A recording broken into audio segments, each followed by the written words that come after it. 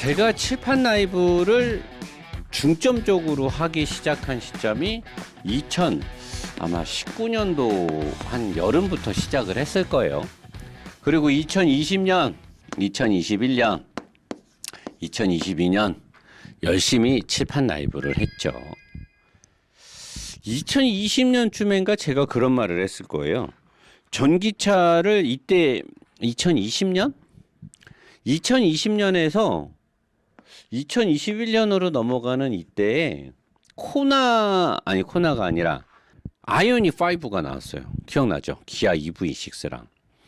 이때 중점적으로 언론에서, TV 광고에서 국내 전기차에 대한 광고가 무지막지하게 나왔어요. 무지막지하게. 2020년 아마 가을쯤부터 해서 2021년 3월경 이때쯤에 아이오닉 5가 나왔단 말이에요. 아이오닉 5. 이때 지네가 뭐 테슬라보다 뭐 많이 가네 어쩌네, 그리고 기아의 EV6가 나왔어요. 이때 언론에서 내연기관이 곧 단종된다라는 식의 기사들이 많이 나왔죠. 그 다음에 TV 광고로 전기차에 대한, 국내 전기차에 대한 광고가 엄청 많이 나왔어요. 여기에 이제 가세를 한 씹새끼들이 있었는데, 때는 바야흐로 유튜버 자동차 리뷰의 전성기였죠. 그때가 전성시대. 자동차 유튜버하고 그 다음에 자동차 리뷰어들, 얘네들이 리뷰어 씹새끼, 아니 다 씹새끼는 아니고, 아무튼 저는 늘 비교하죠. 일제시대 때 앞잡이들이 우리나라 자국민들을 등쳐먹고 나쁜 짓에서 지 배들 불린 애들이나 요 가짜 유튜브나 가짜 리뷰도 요 새끼들이나 똑같은 부류라고 봐요. 지들 등 따시고 배부르려고 거짓말을 아주 입에 달고 살죠. 그리고 제조사와 대기업을 위해서는 영혼까지 팔아먹는 인간들. 요 인간들이 국내 전기차 홍보를 엄청나게 해댔어요. 그러면서 그때 지금 전기차가 싸다, 곧 있으면 보조금이 없어지기 때문에 지금 사야 된다, 내연기관 앞으로 뭐 없어진다 어쩐다는 식으로 엄청나게 선동질을 하고 다녔어. 개새끼들이 아주 그냥, 이 새끼들 아주 그냥. 이 당시에 저는 전기차를 지금 사지 말아라, 전기차 구매하지 말아라. 왜냐? 전기차는, 저는 그때 단순하게 얘기했어요. 전기차를 왜 제가 사지 말라고 했냐면, 이 당시가 탄소 배출에 관련해서 모든 내연기관의 제조사들이 내연기관차를 팔면서 탄소 배출이 일정량을 넘어서기 때문에 과징금, 벌금을 많이 내고 있었어요. 그러니까 내연기관차 만약에 10,000대를 팔았어. 근데 한 대당 탄소 배출이 만약에 80g을 넘으면 안 돼. 근데 얘네가 한 대당 뭐 탄소 배출이 115g이 나와. 그러면 이 그람 수 차이만큼 벌금을 때려요. 그래서 얘네들이 하이브리드나 전기차를 팔아야만, 얘네들은 한 대를 팔 때 제로니까 이걸 섞어서 팔면은 벌금을 덜 내거나 안 내게 된단 말이에요. 그러니까 막 마찬가지로 이 자동차 제조사도 밀빵을 한 거예요. 이 밀빵을 안 하면은 벌금이 많이 나오게 생겼거든, 지금. 그러니까 얘네들이 요 앞잡이 짓을 하는 유튜버나 리뷰어들, 언론의 기레기들, 기자들이 뭐 돈 주면 기사 써준다는 말들이 저는 사실인 것으로 좀 의심이 되고 있는데, 뭐 그렇게 해가지고 막 사람들을 현혹한 거잖아요. 밀빵을 한 거야. 나는 그때 전기차가 아직은 완성도가 좀 부족하다. 그리고 앞으로 좋은 전기차가 많이 나온다. 배터리의 효율성이 더 좋아질 것이다. 왜 지금 전기차를 사냐? 내가 그때 늘 했던 말 뭐야? 지금 전기차 안 산다고 큰일 나냐? 왜 자꾸만 지금 살라 그러냐? 뭐 보조금이, 아니 나중에 전기차가 생산량이 많아지고 배터리가 그렇게 되면 전기차 값이 내려가는데 무슨 보조금 타령을 왜 하고 있는 거냐? 아니 왜 자꾸 지금 살라 그러냐? 아니 차 멀쩡한데 멀쩡한 차죠. 그리고 내연기관이 지금 얼마나 차 상태가 지금 완성도가 높은데 왜 이걸 두고 충전하기도 불편한 전기차를 살려고 사지 마라. 내가 전기차는 안 된다는 게 아니다.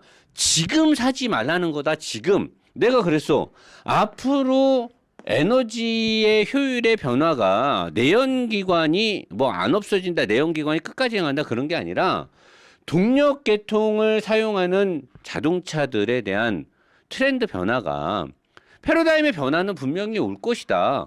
에너지의 뭐 효율성이라든가 뭐 여러 가지 변화를 갖게 될 건데 지금은 그 타이타닉에서도 걔가 그러잖아. 에드워드 플롱이 아니라 걔 누구야?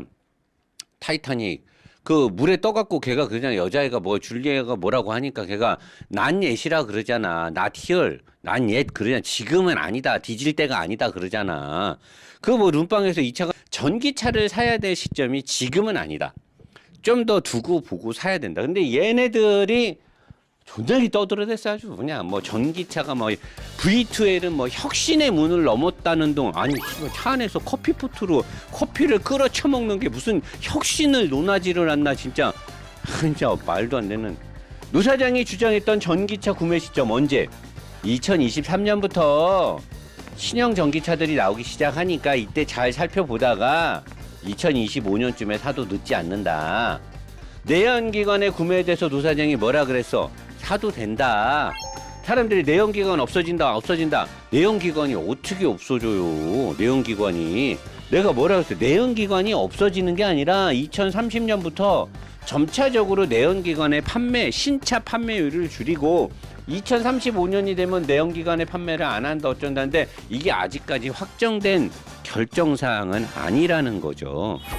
내연기관의 현재와 미래가 어떻게 되고 있냐? 여기 봤잖아. 2021년부터 22년까지 전기차 구매 유도 광고를 존나게 떠들어댄 리뷰어와 유튜버들의 그런 메시지가 있었어요. 경고 메시지가 아니라 광고 메시지지. 광고 메시지. 이 새끼들이 문제, 이 새끼들이. 누군지 알죠, 여러분? 어떤 놈인지. 하지만 배터리 전기차의 기술 개발이 어떻게 됐냐? 자율주행 존나 떠들어대고 배터리가 어쩌고 저쩌고 떠들어대고 플랫폼이 어쩌고 저쩌고 하고 배터리가 어쩌고 저쩌고 하고 OTA가 어쩌고 저쩌고 전기 모터 어쩌고 저쩌고 했는데 결과는 뭐냐? 2019년도에 시제작이 나와서 우리한테 본격적으로 공급이 되기 시작한 2020년, 2021년, 지금 작년에 2022년, 올해 2023년 똑같아요. 이때 나왔던 배터리의 기술력이나 전기 모터와 감속기의 기술, OTA, 자율주행 1년 지나고 2년 지나고 3년 지나고 4년 지나고 똑같아. IT 쪽에서 이런 걸 갖고 전문 용어가 있어요. 저는 IT 개발자나 IT를 하는 사람이 아니라 모르는데 일정 이상의 신제품, 신기술이 나왔어요. 자, 이 신기술이 사람들한테 보급이 됐어요. 업그레이드가 돼야 돼. 근데 이게 혁신을 좀 깨고 놀라운 신기술이 적용돼서 나왔어. 이게 이제 적응을 했어, 사람들이. 이 위로 가야 되는데 못 가. 왜? 완전히 판을 바꿀 뭔가가 있어야 되는데 프로그램을 아예 뒤바꾸든가 뭔가 다른 패러다임이 나와야 되는데 안 되는 거야. 못 가는 거야. 현실적으로 불가능해. 자, 전기차가 2019년에 나온 배터리나 지금의 배터리, 테슬라가 지금 하는 원통형 배터리 말고는 크게 발전된 게 없어요. 지들이 말하는 혁신의 문을 넘어 전기차가 엄청나게 뭔가를 해줄 것 같았지만 사실은 별반 다를 거 없다라는 거죠. 그러면 앞으로는 별반 다를 게 있을 것 같아요? 당분간은 배터리의 효율성 말고는 크게 달라질 게 없다라는 거죠. 자, 자율주행 문제는 어떻게 됐어요? 현실적인 벽에 직면을 했죠. 노 사장이 2019년도부터 말했잖아요. 자율주행이 눈부신 발전을 하고 현실에 도입이 되려면 어떤 과제가 풀려야 되냐? 법이 개정돼야 돼요. 자율주행. AI법이 나와야 되는 거예요. AI. 자, 자율주행은 AI죠. 인공지능이란 말이에요. 자율주행으로 가는 차가 사고가 났어. 자, 이 사고를 누가 책임질 거예요? 자율주행이 사고를 냈어. 운전자는 아무것도 안 했단 말이야. 자, 보험사가 책임질 겁니까? 운전자가 책임을 질 겁니까?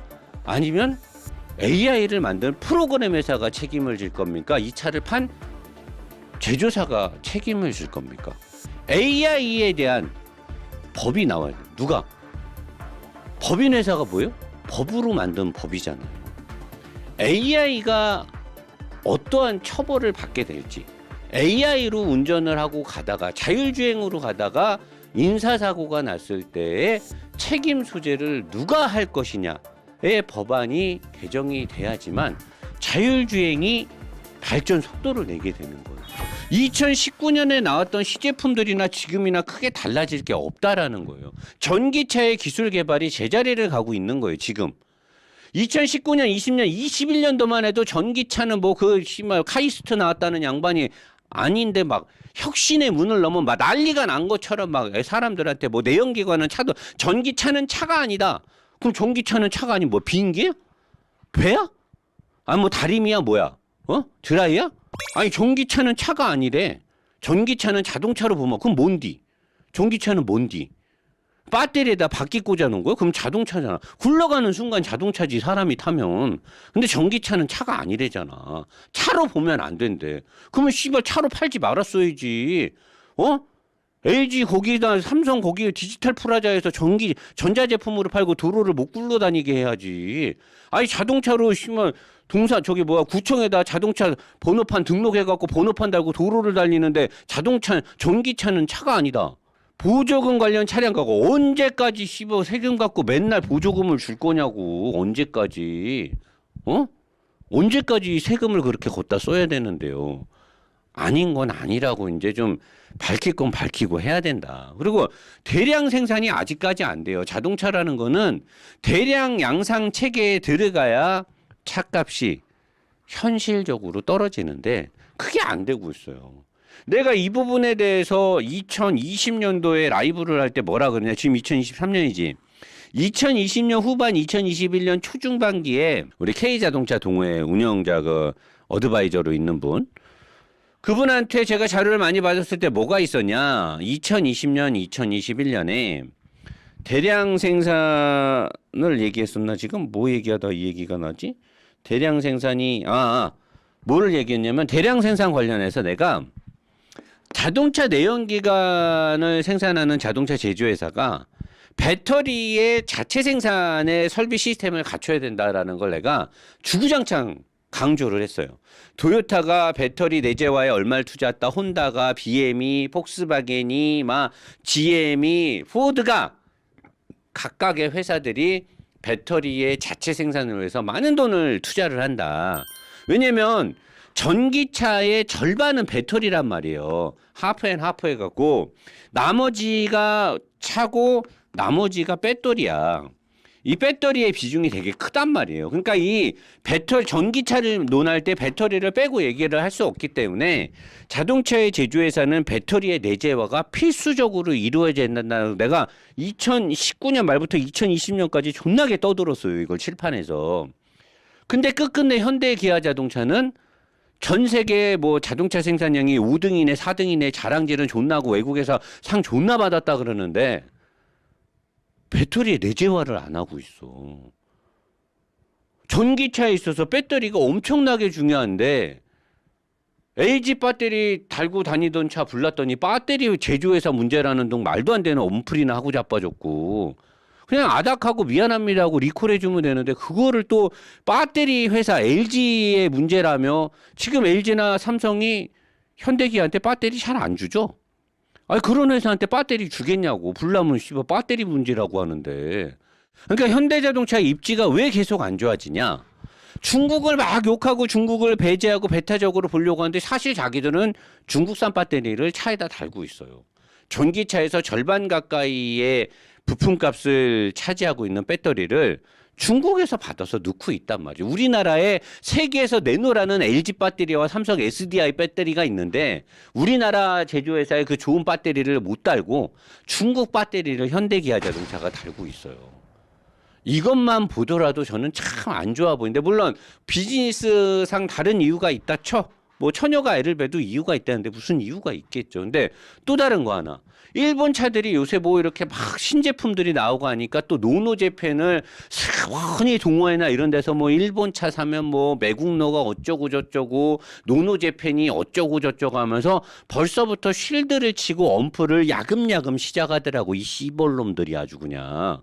왜 내가 씨볼놈들이라고 하냐면 누군지는 몰라요. 실체가 없는데 카페나 이런 데서 다 그런 선동질을 하는 애들이 있어. 나는 누구와 의심이 되기는 해. 근데 증거가 없어서 말은 못 하겠는데. 자, 노노재팬을 얘기하고 일본 차를 배타적으로 볼 거면 그러면 현대차를 사면 안 되는 거예요. 1980년도에 90년도에 현대자동차가 엔진 개발을 미쓰비시로부터 전량 받아요. 엔진도 미쓰비시에서 마르샤, 그 당시에 나왔던 뉴그랜저, 그 다음에 엘란트라 이런 데에 들어갔던 DOHC 엔진이 미쓰비시로부터 받았던 엔진이에요. 그리고 현대 그랜저는 미쓰비시 갤랑? 아마 그 갤랑이었나 미쓰비시 데보네어의 모델을 갖고 만든 거예요. 자, 미쓰비시는 어떤 회사냐? 일본에서 미쓰비시 중공업이 굉장히 큰 우리나라 뭐 거의 삼성을 능가하는 굴지의 회사고 미쓰비시 중공업 아래 미쓰비시 금융이 있고 그 아래 미쓰비시 자동차가 있죠. 일제시대 때 가장 악랄하게 한국인들을 괴롭히고 제로신 전투기를 만들어서 전 세계에 악행을 가했던 가장 악랄한 전범기업 중에 하나가 미쓰비시입니다.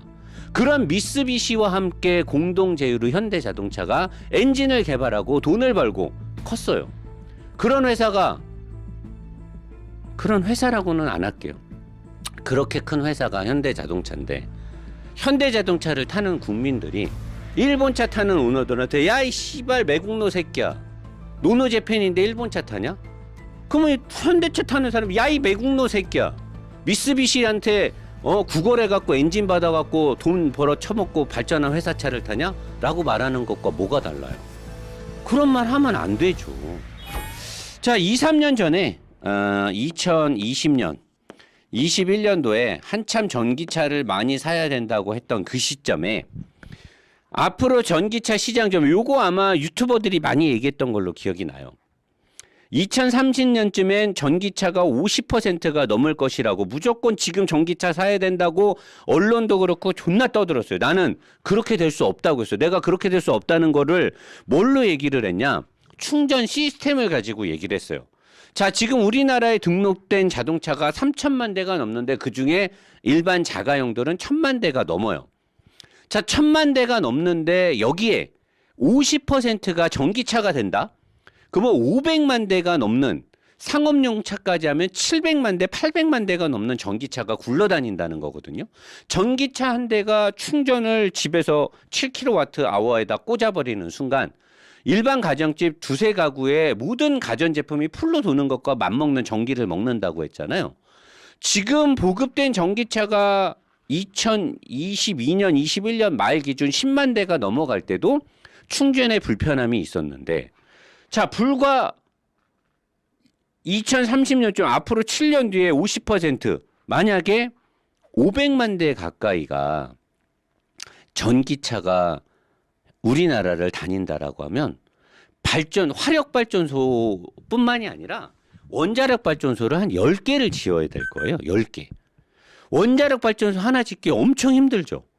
자, 그럼 원자력 발전소는 위험하니까 못 지으니까 화력 발전소. 사실 화력 발전이 가격 대비 효율성은 제일 높아요.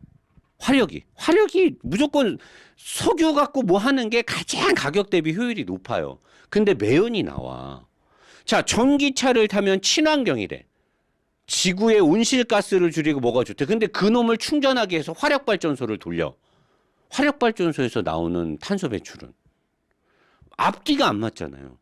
원자력 발전은 못 지어. 위험하니까. 그럼 수력 발전이나 풍력 발전 갖고 돼요? 택도 없죠. 그럼 화력 발전소를 지어야 돼. 화력 발전소 하나가 가동되면 전기차 수만 대, 내연기관차 수십만 대가 다니는 거나 똑같을 거예요. 엄청난 탄소 배출이 나오는데 안 되잖아. 근데 어떻게 50%를 넘기냐고. 500만 대를 넘긴다는 건데 이게 가능하냐고. 내가 그때도 그랬잖아. 불가능하다고. 전기차를 만들어서 파는 건 가능해. 하지만 운영이 안 된다고.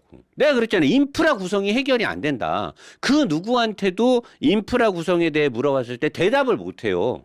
충전 시스템 어떻게 해? 내가 그때 쉬운 예를 뭐라고 했어? 주유소 얘기했잖아.